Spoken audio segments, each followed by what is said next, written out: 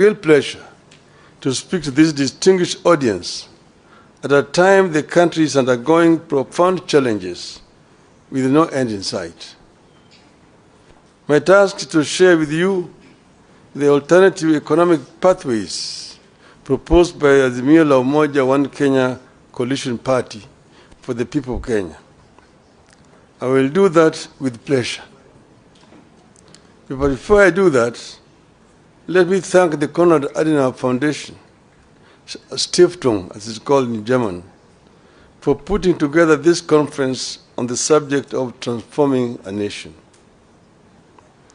It is proper that a foundation that bears the name of the man who presided over the reconstruction of Germany after the Second World War should get us together so that we can discuss our own reconstruction.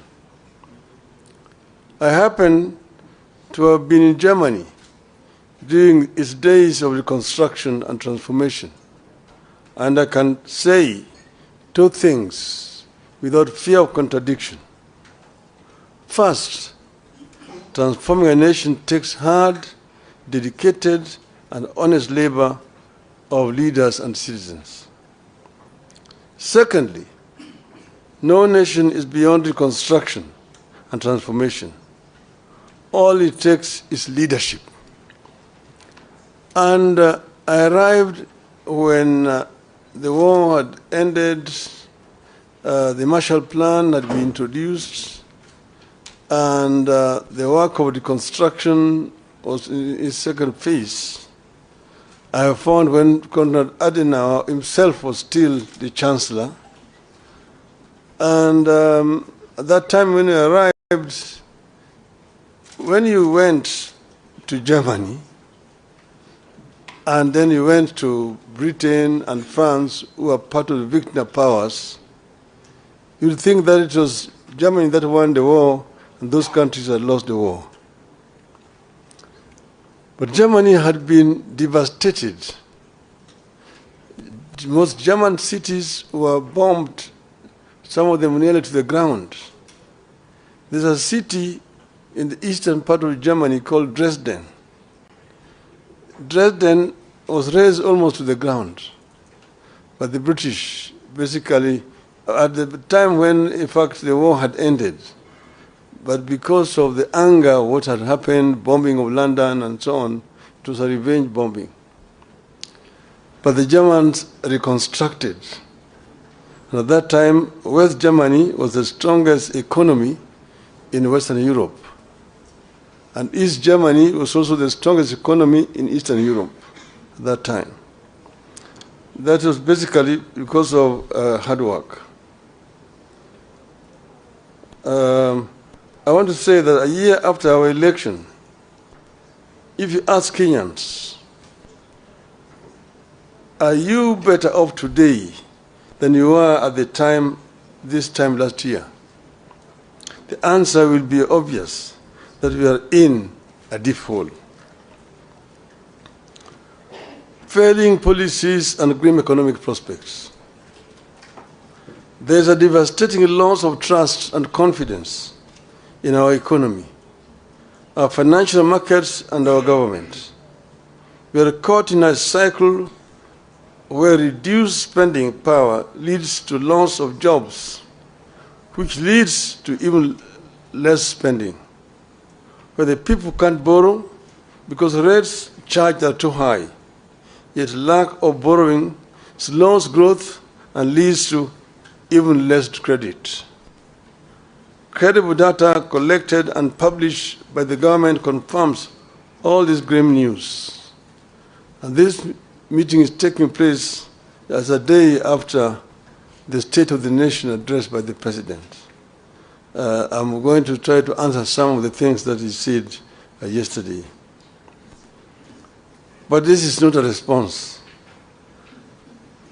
At the Hustler Fund, which was supposed to support households and micro-enterprises, default on payments at a higher rate than those at the commercial banks, SACCOs, and microfinance.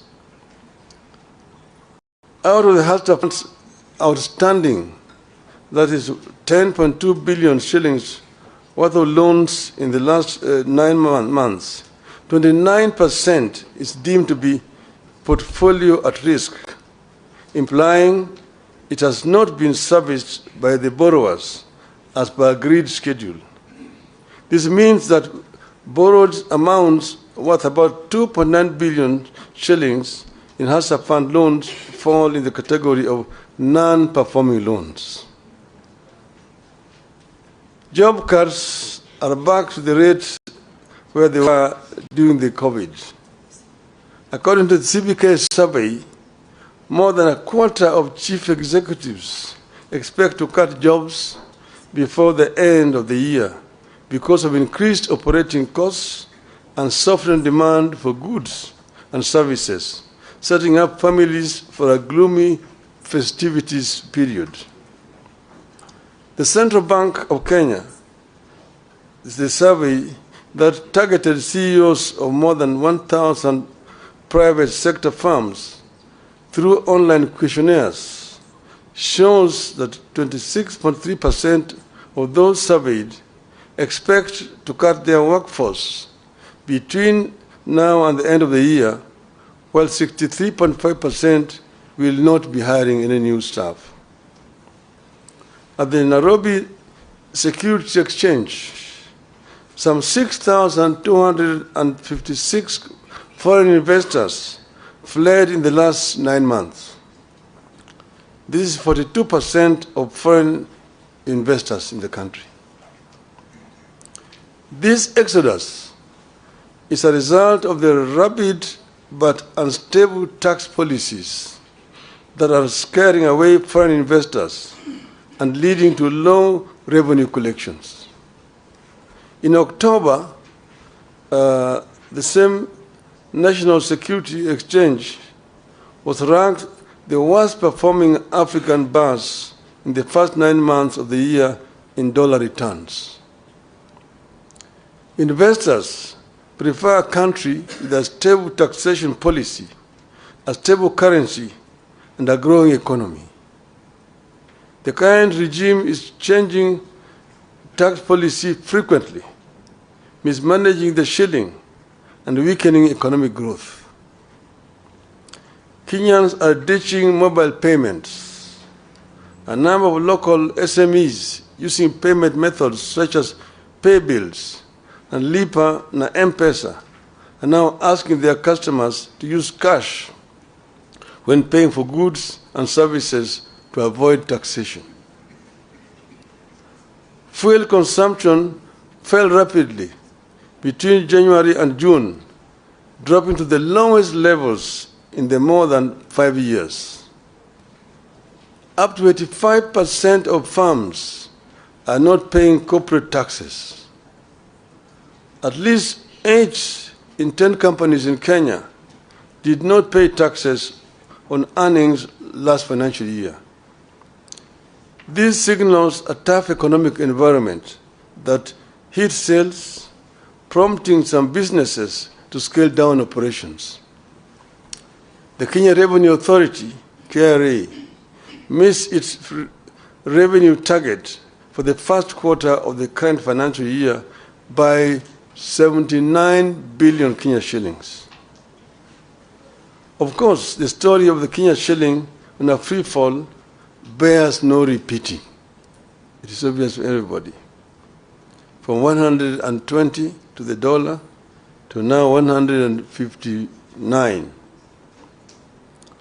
I could go on and on, but I beg to stop there so that we can get into what Azimio thinks. The fact is, many Kenyans are both anxious and uncertain of what the future holds. The country is going through a recipe of policy mistakes, failures, and shortcomings served in an authoritarian, paternalistic leadership style. Nobody in government cares about building broad public support around these programs. Everything is forced down everyone's throats. In the run-up to 2022 election, we warned that the sectors of every economy are intertwined, and you cannot benefit one sector by denying the other.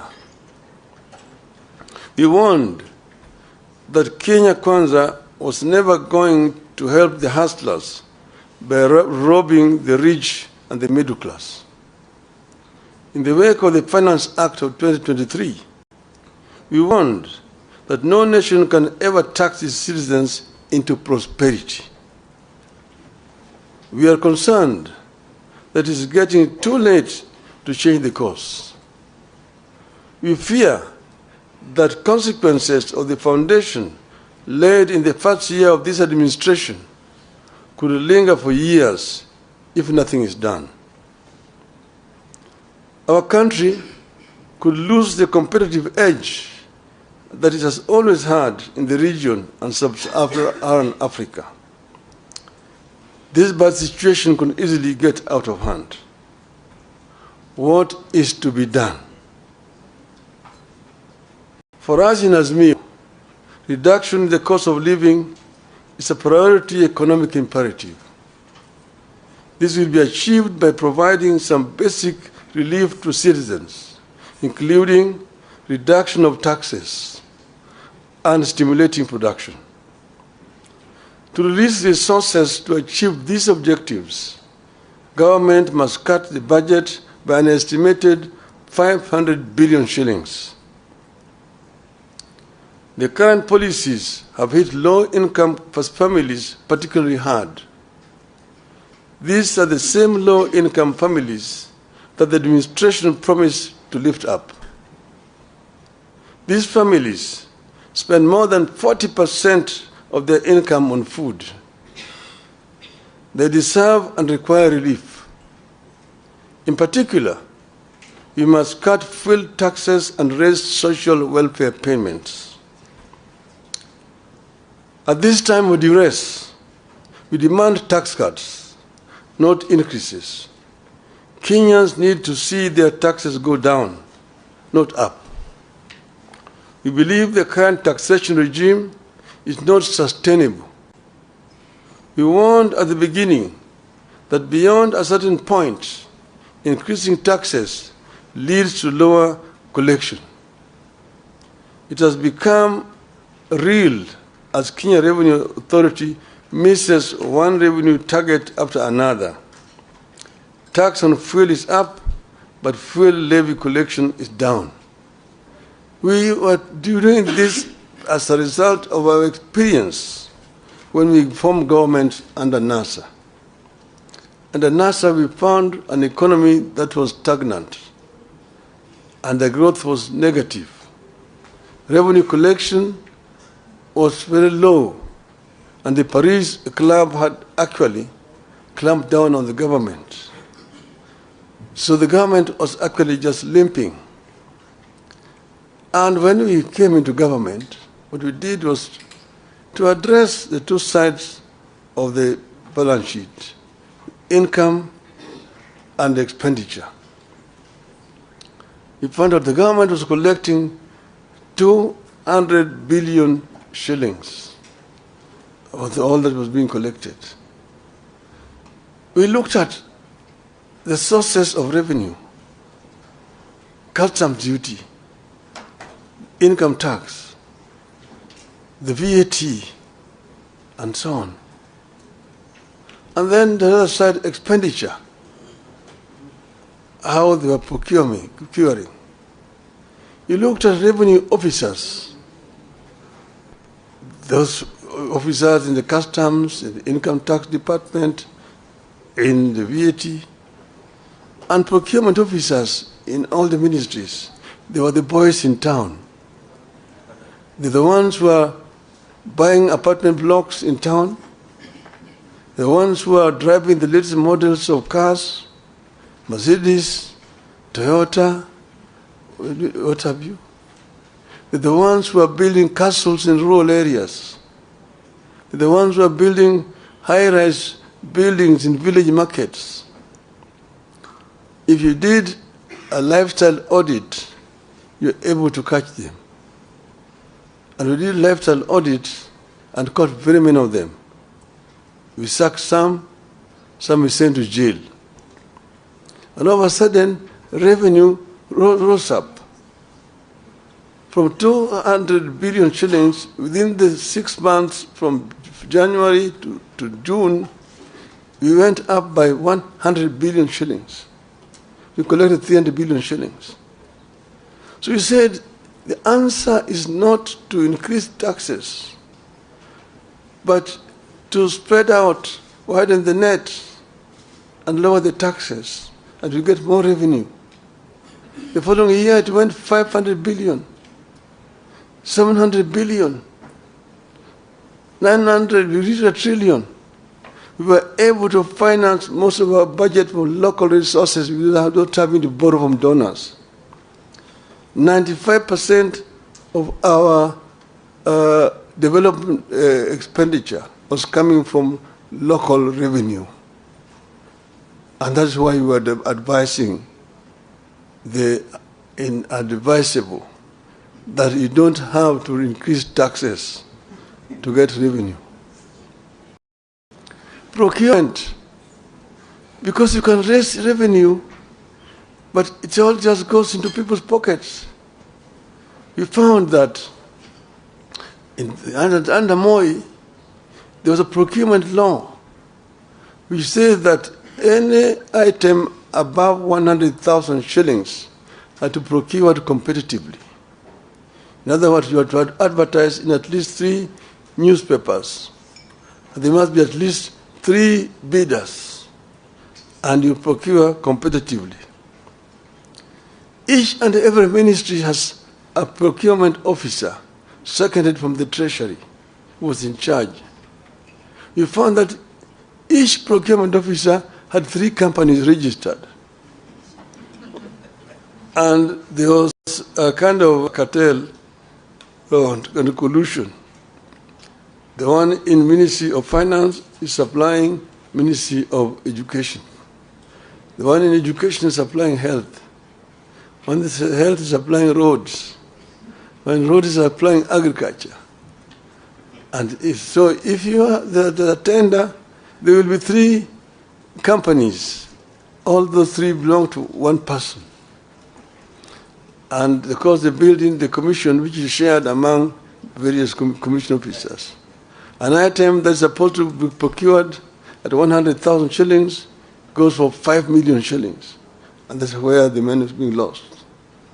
These ones, again, we did lifestyle audit. We sacked some of them. We jailed some of them.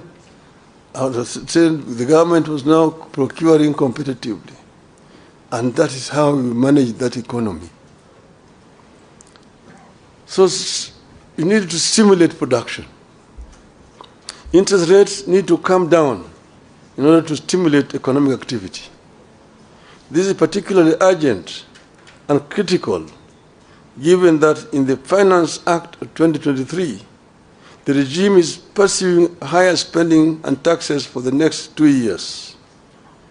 Businesses will obviously pass the costs to consumers, worsening the cost of living further. We needed to invest in direct relief to individuals through programs that put money directly into the people's pockets. Which is why we asked the Kenya Kwanza to continue with and expand the Kazi Mtaani program. And it can be expanded the way we did it ourselves there, Kazi kwa vijana, to the rural areas as well. Investment in labor-intensive programs like road construction, rural water systems, afforestation, and so on. This has proven over the years to yield positive results. We believe that putting money into construction of schools' infrastructure would yield better returns than the construction of houses through taxation. Kenyans deserve a raise in the average minimum wage. We should also stop mismanagement of public finances. The country must embrace better fiscal discipline. We do not have to increase our budget in order to look important. State departments with overlapping functions need to be scrapped. Why do we have coordination of international development partnerships at both the Deputy President's Office and the Ministry of Foreign Affairs, complete with budget lines, while the National Treasury also runs an external resources department? At the same time, we need to stop duplication of devolved functions at national level. You have a situation where the national government is competing with the counties in several other functions, functions which are constitutionally devolved, like health, like agriculture, like water, and so on.